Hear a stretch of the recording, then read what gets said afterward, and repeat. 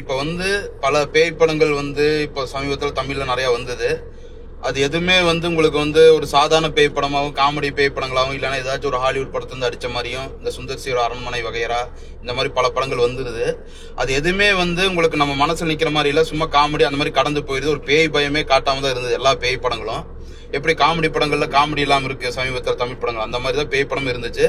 அந்த மாதிரி வந்துட்டு இருக்கிற சமயத்துல இந்தியாவில வந்து ஒரு பிரபலமான ஒரு ஜானர் இருக்கு ஹாரர்ல, அதாவது ஃபோக்லோர் ஹாரர். இந்தோனேஷியா, தாய்லாந்து இந்த மாதிரி இடத்துல வந்து அது நிறைய பார்க்கலாம். இந்தியாவில வந்து நம்ம வந்து எடுத்த கல்ட் ஹாரர் மூவினா இந்த தும்பாடு, அப்புறம் வந்து நம்ம காந்தார் ஹாரர் கிடையாது, இருந்தாலும் அதுல ஒரு ஹாரர் எலிமெண்ட் இருக்கு, ஃபோக்லோருமாங்க. அந்த மாதிரி வரிசையில வந்து இப்ப தமிழ்ல லேட்டஸ்டா வந்த படம் தான் இந்த யமகாதகி. இது வந்து ஒரு சூப்பரான ஒரு மிகப்பெரிய ஒரு முயற்சி. இது ஒரு எல்லா கிராமங்கள்லயும் வந்து ஒரு சிறு தெய்வங்கள் இருக்கும். அந்த சிறு தெய்வங்களோட பின்கதை அந்த எல்லாம் பாத்தீங்கன்னா இந்த மாதிரி ஒரு பெண் வந்து எதுக்காச்சும் ஒரு இறந்துருப்பானுங்க, இல்லைன்னா ஊருக்கான சேர்த்து கொண்டிருப்பானுங்க. அதனால அந்த பேயை வந்து அந்த நலமாட்ட உக்கரமாயி அவன் மேல பல சாபங்கள் இருக்குங்காட்டி இவனுங்க கொன்ன நாய்களே பயந்து போய் அந்த பொண்ணுக்கு வந்து ஒரு கோயில் கட்டி பயமுறுத்தி கும்பிடுவானுங்க. அதுதான் நடக்கும். ஏன்னா நீங்க வந்து கூழாங்கல்ல பார்த்தாலும் அது இருக்கு.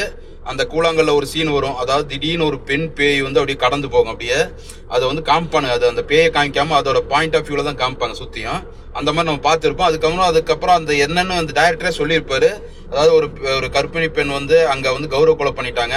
அதனால அது ரொம்ப உக்கிரமாய் அந்த ஊருக்கே ஒரு மாதிரி கேடு வந்ததுக்கு அப்புறம் அந்த கிராமவாசிகள் வந்து அதை குளிர்விக்க வேண்டிய அவங்களுக்கு ஒரு கோவில் கட்டி அதை வந்து தனிச்சானுங்க. அதாவது இந்த மாதிரி தான் எல்லாம் பண்றதெல்லாம் பண்ணிட்டு ஜாதி வெறி பிடிச்ச நாய இதை பண்றது. மாசாணியம்மன் கோயிலுக்கு இந்த மாதிரி ஒரு கதை இருக்கு, அதுவும் வந்து உண்மை. இந்த மாதிரி போயிட்டு இந்த படம் வந்து ஒரு நல்ல ஒரு சாதாரணமா ஆரம்பிச்சு ஒரு திடீர்னு ஒரு சீனுக்கு அப்புறம் அதோடைய பிக்கப் ஆகி ரொம்ப நாள் கழிச்சு ஒரு பயங்கர கூஸ்பம் படமா நான் இந்த படத்தை நான் பாக்குறேன்.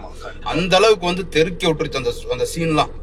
அதுக்கப்புறம் வந்து அந்த இன்ட்ரோலுக்கு அப்புறம் அப்படியே கொஞ்சம் போய் அப்புறம் அப்படியே முடிஞ்சு அந்த கிளைமேக்ஸ். அதாவது பெண்களை வந்து எப்படி வந்து இந்த சொசைட்டி வந்து வச்சிருக்கு, கிராமங்கள்ல இருக்கிற பெண்களை ஒரு ஆதிக்க அந்த ஜாதி வெறி பிடிச்சவனுங்க வந்து வெளியே ஜாதி வெறியும் இது பண்றானுங்க, அவங்க வீட்டுல இருக்கிற பொண்ணையும் ஒரு ஒடுக்கப்பட்டவங்களா தான் பாக்குறாங்க. எப்படி வந்து அவங்க கீழ் ஜாதி பசங்க நடத்துறாங்களோ, கீழ் ஜாதி ஆட்களை நடத்துறாங்களோ, அதே மாதிரிதான் வீட்டுல இருக்கிற பொண்ணுங்களையும் அவனை நடத்துறானுங்க. அதுதான் இந்த படம் சொல்லியிருக்கு.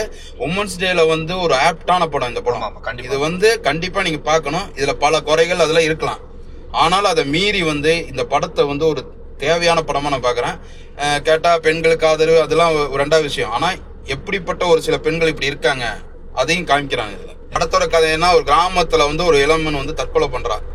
அந்த தற்கொலை பண்ணதுக்கு அப்புறம் அந்த பணத்தை வந்து அவங்களால எடுக்க முடியல, வீட்டை விட்டு அது வெளியே வரமாட்டேங்குது, யாருனாலையும் தூக்க முடியல. அந்த பொண்ணுக்கு வந்து தீங்கு பண்ணவங்களுக்குலாம் வந்து அவங்களுக்கு வந்து ஒரு தண்டனை மாதிரி கிடைச்சிட்டே இருக்கும் அந்த படத்துல. அது வந்து அவங்களே வந்துட்டு சொல்ற மாதிரி இருக்கும். அதாவது எவன்லாம் வந்துட்டு அவனுங்களே அந்த பொண்ணு மேல வந்து கில்ட் ஆகி அப்படியே அவனுங்களே சொல்லுவானுங்க. அதுதான் அது வரைக்கும் வந்துட்டு இந்த பணத்தையே எடுக்க முடியாது. இப்படிதான் வந்துட்டு இந்த கதை தான். அந்த பொண்ணத்தை எடுத்தாங்களோ அதான் மீதி கதை. இதை வந்து பாத்தீங்கன்னா எல்லாமே ஒரு மெட்டஃபோரா தான் வச்சிருக்கானுங்க. அந்த பொணங்கிறது வந்து ஒரு மெட்டஃபோர் தான். அது படத்துல அந்த ஹீரோயின் செத்தது, அதுக்கப்புறம் பல பாலிடிக்ஸ், கேஸ்ட் பேஸ்டு அந்த மாதிரி அப்பனுங்க, அப்புறம் அங்க இருக்கிற அமைதியா இருக்கிற பொன்பளைய, இது எல்லாத்தையும் காமிப்பானுங்க. இது வந்து அந்த கௌரவ கொலைகளை வந்துட்டு எவ்வளவு அழகா பிளெண்ட் பண்ணிருக்காங்க. சாமி நம்பிக்கை இருக்கவனுங்க சாமி நகையே திருடுவானுங்க, அந்த மாதிரி எல்லாம் காமிச்சிருக்காங்க அந்த படத்துல.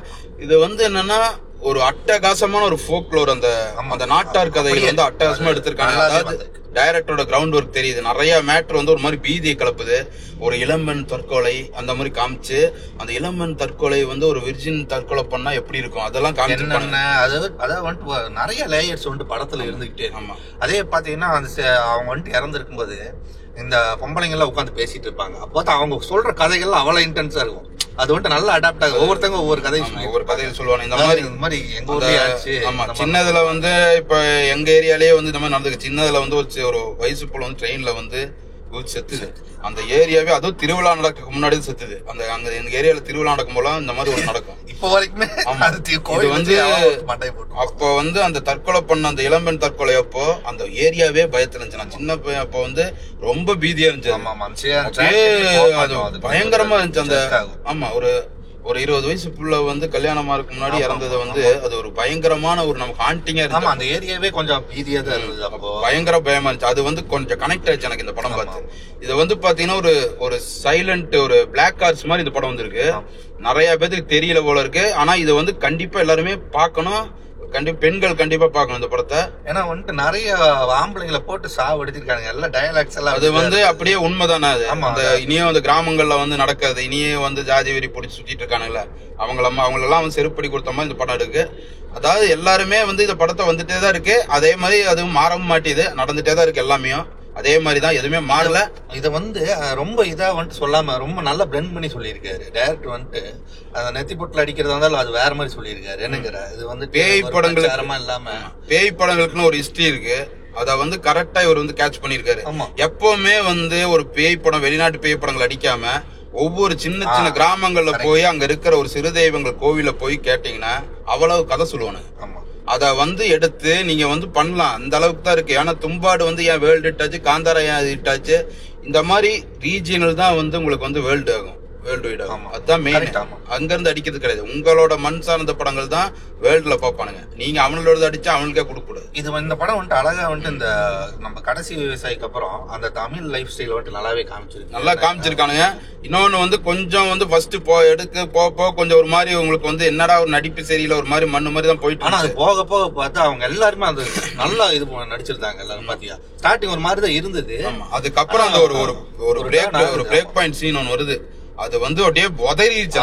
அது வந்து கூஸ் பம்ப் தான். அது ஒவ்வொரு டீமும் வந்துட்டு அந்த இறந்தவங்களை வந்து காமிக்கும் போது பாத்தீங்கன்னா பயங்கரமா இருக்கு. அது வந்து ஒரு ஹீரோயினிசம் சொல்றோம்ல, ஹீரோயினிசம் தான் அந்த சீன்லாம். அது ஒரு ஆம்பளைய வந்து அத்தனை பேரும் வந்து அந்த பணத்தை தூக்க முடியாது. அது வந்து அந்த சீன் வந்து நீங்க தியேட்டர்ல பாத்தீங்கன்னா தெரியும் உங்களுக்கு அந்த எக்ஸ்பீரியன்ஸ். கண்டிப்பா இந்த படம் தியேட்டர்ல தான் பாக்கணும். இந்த டைரக்டருக்கு வந்து ஒரு சூப்பர் முயற்சி, வாழ்த்துக்கள் அவருக்கு. நல்ல வந்து முயற்சி பண்ணிருக்காரு. இனியும் அடுத்த படம் வந்து இனியும் சில பல குறைகளை வந்து தவிர்த்துட்டு இனியும் அட்டகாசமான ஒரு படம் எடுக்கணும்னு நம்ம வாழ்த்துறோம். எனக்கு வந்துட்டு குறைகளா தெரியல. ஏன்னா வந்துட்டு நல்லாவே கனெக்ட் ஆயிடுச்சு. அதுவும் அந்த கிளைமேக்ஸ் அவங்க அம்மா வந்து அழுகிறதெல்லாம் நல்லாவே கனெக்ட் ஆயிடுச்சு. அது நானுமே அழுதுட்டேன். ஆனா அந்த அளவுக்கு இருந்தது. வந்து பாத்தீங்கன்னா அந்த மெலினா படத்துல வந்து நீங்க ஒரு படம் மெலினா மோனிகா பெல்லிசியோட பாத்தீங்கன்னா அவ வந்து ஒரு நல்ல அழகான பெண்ணு, ஊர்ல இருக்கணும் எல்லாருமே லவ் பண்ணுவானுங்க. அது அவனுக்கும் கிடைக்காதங்காட்டி அந்த பொண்ணை பத்தி ஒரு பொருளை கிளப்பி விட்டு அதை வந்து ஒரு மாதிரி வேற மாதிரி பொண்ணு அப்படின்னு சொல்லி கிளப்பி விட்டு அந்த பெண்ணு மேல வந்து ஒரு கேரக்டர் அசாசின் பண்ணுவாங்க.